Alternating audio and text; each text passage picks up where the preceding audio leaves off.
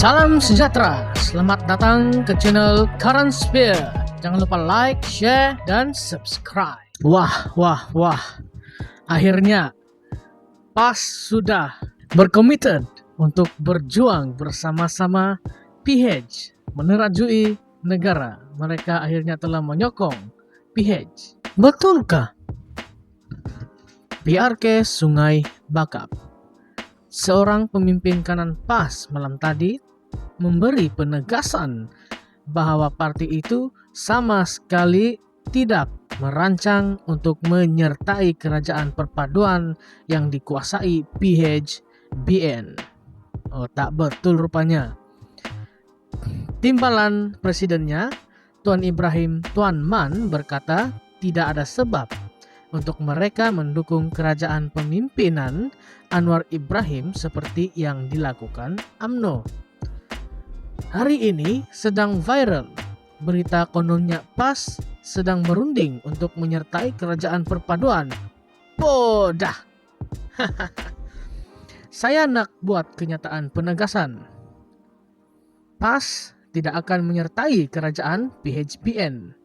Tidak ada sebarang perundingan, tidak ada sebarang perbincangan, sama ada mesyuarat dalaman parti atau bersama dengan PN. Katanya ketika menyampaikan berceramah pada program perdana Sempena PRK Dun Sungai Bakap di Simpang 4 seberang Perai Selatan malam tadi. Ahli Parlimen Kubang Krian itu berkata demikian sebagai mengulas laporan yang memetik kenyataan juru cakap kerajaan merangkap Menteri Komunikasi Fahmi Fadzil berhubung perkara itu semalam. Bagaimanapun, menurut laporan Malaysia kini, Fahmi tidak mengesahkan maupun menafikan kabar angin yang PAS akan menyertai gabungan kerajaan persekutuan. Menjawab soalan pemberita berkenaan kabar angin itu, Fahmi berkata ada banyak perbincangan antara kerajaan dan pembangkang, terutama membabitkan kerajaan negeri. Walau bagaimanapun, dia tidak menjelaskan secara khusus jika kerajaan dan PAS akan membincangkan tentang perkara itu. Soal perbincangan memang banyak berbincang. Kita lihat perbincangan antara Menteri Besar PAS, contohnya dengan Perdana Menteri Anwar Ibrahim, serta perbincangan di kalangan ahli parlimen dengan Perdana Menteri, katanya. Tuan Ibrahim berkata PAS akan berpegang janji yang diberikan kepada rakyat sebelum ini, yaitu tidak akan mendukung Anwar dan DAP sehingga pilihan raya umum akan datang. Tiada sebab kami nak dukung macam UMNO. Waktu kempen pada rakyat, war-warkan no DAP, no Anwar, wallahi, wabilahi, bersumpah. Selepas pilihan raya apa yang berlaku? Dia jilat, langgar balik sumpah dia. Masa kempen, PH serang UMNO, macam-macam serangan dibuatnya, rakyat percaya UMNO takkan sokong Anwar dan DAP. Tiba-tiba selepas pilihan raya, dia langgar keputusan parti dia. Sebaliknya, PAS berjanji dengan rakyat, no Anwar, no DAP. Kita akan pegang janji sehingga pilihan raya akan datang, tegasnya.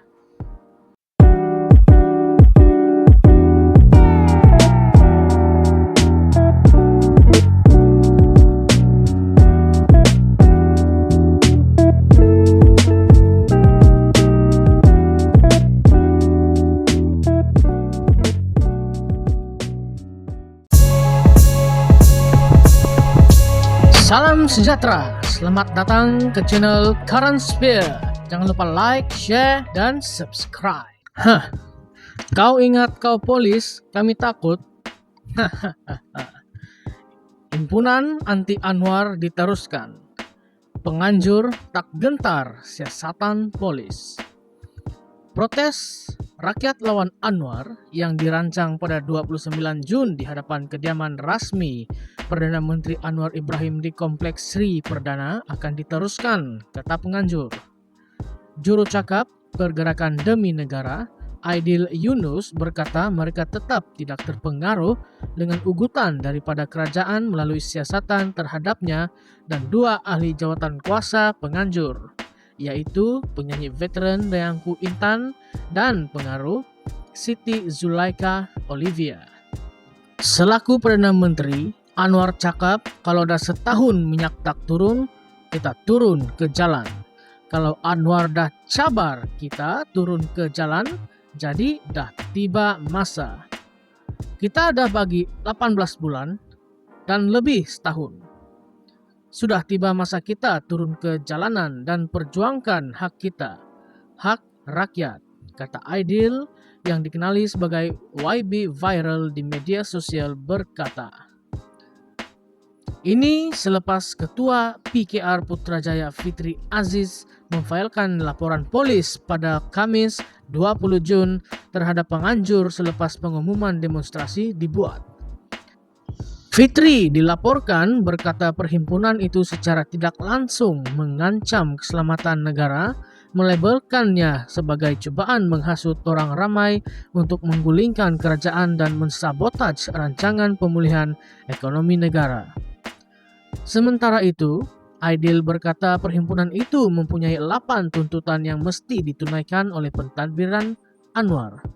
Antaranya ialah mengurangkan harga diesel, membenarkan pengeluaran kumpulan wang simpanan pekerja KWSP yang disasarkan, memastikan sistem penjagaan kesihatan terjaga, menangani kenaikan kos sara hidup dan memberi peruntukan sama rata kepada semua ahli parlimen.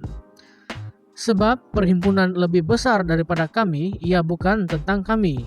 Seorang perlu bersuara terhadap kerajaan. Mungkin jika ahli parlimen pembangkang tidak boleh melakukannya, maka serahkan kepada kami. Kami tiada masalah. Kami akan melakukannya. Kami tidak mempunyai sebarang kepentingan politik, kata anggota Pak UMNO itu. Sambil menegaskan perhimpunan itu tidak mempunyai sokongan politik, Aidil mengalu-alukan orang ramai dan ahli parti politik untuk mengambil bagian dalam protes itu. Kami ada aktivis seperti Ketua Penerangan Pejuang, Rafiq Rashid Ali, dan beberapa lagi untuk menyertai kami. Saya telah diberitahu bahwa PKR Melaka dan beberapa rekan lama Anwar juga akan datang. Ada di antara mereka akan berucap di perhimpunan itu untuk mengingatkan dia, Anwar, tentang janji-janji yang dia sudah buat sebelum ini, tambahan Aidil. Nah, apa kata pendengar semua? Adakah kamu akan join perhimpunan ini? Siapa-siapa yang ingin join perhimpunan ini, beritahu di ruangan komen di bawah supaya kita boleh atur dulu tempat perjumpaan sebelum ke perhimpunan. Kita makan roti canai dulu baru bergerak ke perhimpunan ini. Apa kata?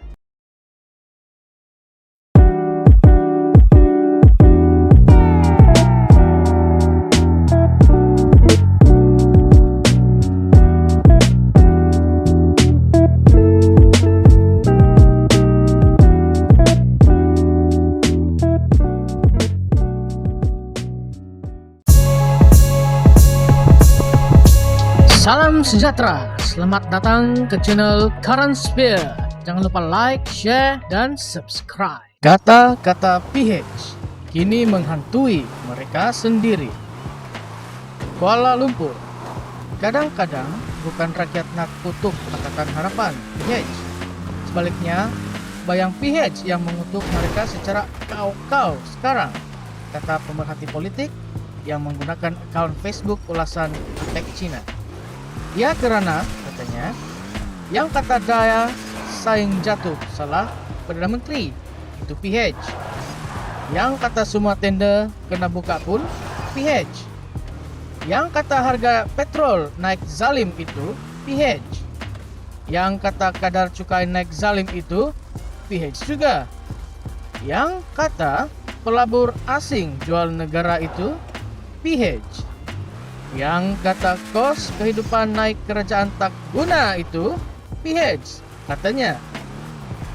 Malah yang kata elektrik naik bebankan rakyat itu, PH. Juga yang kata hutang negara bankrupt negara itu, PH. Yang kata UMNO adalah penyamun, juga PH, katanya. Tambahnya lagi, yang kata MCA mengkhianati Cina, tak iktiraf sijil pemeriksaan bersama Sekolah Menengah Persendirian Cina UEC itu PH. Yang kata MIC tak jaga kuil itu PH, ujar beliau lagi. Oleh itu, menurutnya, yang menghantui PH hari ini bukan orang lain, malah PH sendiri. Perihal PH melakukan apa yang mereka lawan hanya membawa satu maksud. BN adalah betul, tulisnya dalam postingan Facebooknya. Nah, apa pandangan rekan-rekan di luar sana? Adakah dakwaan ini atau pandangan ini betul? Atau memang apa-apapun atau sesiapapun yang menerajui kerajaan akan menghadapi masalah yang sama? Walau apapun, kita berharap Malaysia, negara kita, akan menjadi hebat satu hari nanti.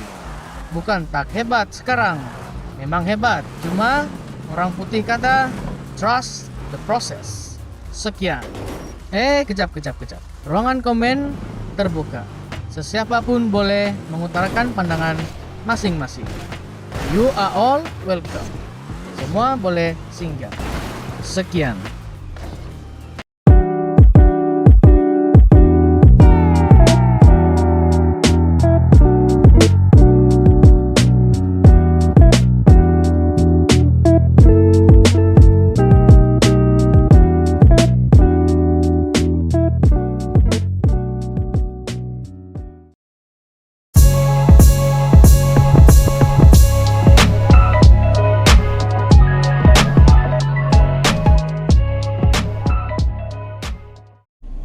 Muhyiddin berkata benar, manakala Anwar menipu rakyat. Rakyat mangsa kenaikan harga diesel. Kenyataan Tan Sri Muhyiddin Yassin tepat menggambarkan kesengsaraan rakyat akibat langkah PMX Datuk Seri Anwar Ibrahim menaikkan harga diesel sebanyak 1.20 ringgit atau 56% daripada harga sebelumnya. Muhyiddin juga menegaskan bahawa Anwar menipu dengan mendakwa kenaikan harga subsidi ini hanya akan menjejaskan golongan maha kaya dan warga asing. Hakikatnya, kenaikan harga diesel ini menjejaskan kehidupan rakyat biasa serta meningkatkan kos operasi pesawah, petani, peladang, peniaga kecil dan kontraktor kecil. Tidak sampai 48 jam selepas kenaikan harga diesel diumumkan, beberapa sektor telah mengumumkan kenaikan harga perkhidmatan dan barangan masing-masing. Pengeluar konkret, syarikat penunda kenderaan, dan pekebun sayur di Cameron Highlands adalah antara yang terawal mengeluarkan notis kenaikan harga. Persatuan Pengusaha Lori Tipe menyatakan kos bahan binaan akan meningkat sebanyak 30%. Terdapat keluhan daripada kontraktor kecil mengenai kenaikan harga tanah selori tayar 6 daripada RM180 kepada RM250 yang sudah pasti akan meningkatkan kos pembinaan rumah. Walaupun tiada notis rasmi, terdapat keluhan pesawah bahawa kos mengerjakan sawah meningkat daripada RM450 serulung kepada RM738 serulung. Sewa traktor meningkat daripada kos RM80 ke RM120 serelung. Kos pengendalian mesin padi meningkat daripada RM130 ke RM180 selerung. Sewa backhoe JCB pun naik daripada RM450 sehari kepada RM550 ke RM700 sehari. NGO Kebajikan Malaysian Relief Agency MRA menyatakan kegiatan membantu rakyat turut terjejas akibat kenaikan harga diesel kerana kenderaan 4-wheel drive yang mereka gunakan untuk mengangkut barangan bantuan menggunakan diesel. Malah kerajaan tidak pernah terfikir bahawa lembu korban dan tong gas juga diangkut dengan kenderaan diesel. Dengan kenaikan harga diesel, harga satu bahagian lembu korban meningkat RM100 dan harga satu unit tong gas meningkat daripada RM31 kepada RM35. Tidakkah ini menyentuh kehidupan rakyat biasa, bukan golongan maha kaya dan warga asing? Kenyataan Muhyiddin mewakili suara rakyat biasa, pesawah, petani, peladang, peniaga kecil dan kontraktor kecil yang terkesan akibat kenaikan harga diesel. Tidak ada satu perkataan pun dalam kenyataan beliau yang menyebut beliau menyokong penyelundup. Seperti mana yang dijangka Perdana Menteri ke-10, Menteri-Menteri dan Kerajaan Madani amat defensif, berada dalam penafian in denial dan bersikap kami tidak pernah salah apabila berhadapan dengan kritikan rakyat dan pemimpin pembangkang. Dalam mode defensif, mereka dengan pantas melabel dan menuduh pengkritik mereka sebagai menyokong golongan mahakaya, warga asing, ketirisan, dan penyelundupan. Dalam mode penafian, mereka tidak dapat menerima hakikat bahwa tindakan mereka telah mengakibatkan kesusahan kepada rakyat, peningkatan harga barang dan peningkatan kos dalam sektor binaan, pertanian, perkhidmatan, dan banyak sektor yang lain. Dalam mode kami tidak pernah salah, yang salah akhirnya adalah rakyat. Bagi mereka, tidak mengapa untuk kerajaan menaikkan harga diesel dan kadar SST dalam sektor logistik. Itu tidak salah. Yang salah tetap rakyat. Walaupun mereka terpaksa menaikkan harga barang dan perkhidmatan disebabkan peningkatan kos berikutan kenaikan kadar SST dan harga diesel. Malah nelayan pun dipersalahkan atas kegagalan kerajaan mengawal ketirisan dan penyelundupan diesel. Walaupun cerita menteri mengenai penyelundupan diesel oleh nelayan ini tidak masuk akal, namun yang salah tetap nelayan dan yang salah tetap rakyat. Mereka gagal menerima hakikat bahwa langkah menaikkan harga diesel ini dilakukan secara tergesa-gesa, tanpa proses libat urus dengan pemegang taruh, tanpa mekanisme yang jelas, dan dengan perancangan separuh masak. Selepas mengumumkan kenaikan harga diesel, barulah mereka sadar yang mereka terlepas pandang banyak perkara, termasuk mengenai mesin yang digunakan oleh pesawat, petani dan peladang serta kekerapan penggunaan mesin dan kendaraan diesel dalam sektor ini. Malah mekanisme sistem kawalan diesel bersubsidi SKDS dan penentuan harga fleet pun belum diperincikan dan dimuktamadkan. Selepas dihujani kritikan demi kritikan dan keadaan menjadi huru-hara, barulah wakil kerajaan terhekeh-hekeh melakukan libat urus. Tidakkah ini contoh ketidakcekapan, kebebalan, dan kegagalan merancang kerajaan Madani? Adakah semua perkara yang disebut tadi adalah mengenai golongan mahakaya, warga asing, ketirisan, dan penyelundupan? Tidak sama sekali. Naratif golongan mahakaya, warga asing, ketirisan, dan penyelundupan adalah naratif ciptaan kerajaan untuk memberi justifikasi kenaikan harga diesel dan penafian hak subsidi rakyat. Ia juga naratif untuk menutup penipuan dan kelemahan, penguatkuasaan, serta kepincangan perancangan kerajaan. Hakikatnya, Anwar telah gagal menunaikan janji untuk menurunkan harga minyak. Rakyat tidak marah jika Anwar tidak pernah berjanji untuk menurunkan harga minyak 24 jam selepas dia mengangkat sumpah.